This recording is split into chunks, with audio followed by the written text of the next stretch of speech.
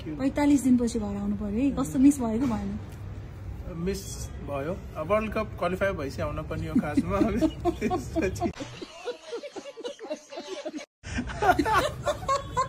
खास वनडे हारेपछि चाहिँ आउन मन त्यही लाग्दैन तर पुरानो फिल्मको हिरो हुन्छ नि त्यस्तै देखाएको छ। जस अब पुरानो फिल्महरुको हुन्छ नि रेट्रो टाइपको क्या। हेर्नु यसको र मेरो लेभल मिल्नु भएन। कसको उता देखाउनुलाई अब मेरो म्यानेजर जस्तो देख्छ।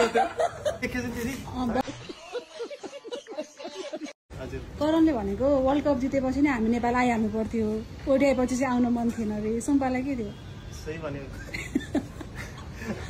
ओडिआएपछि त उतै काम खोजम जस्तो लाग्यो। ओके ल, एनपिएलमा कसले जित्छ त्यो पालि? अब म त जित्नको लागि खेल्छु, यिनीहरूको साथमा। ओके ल, बेस्ट अफ लक।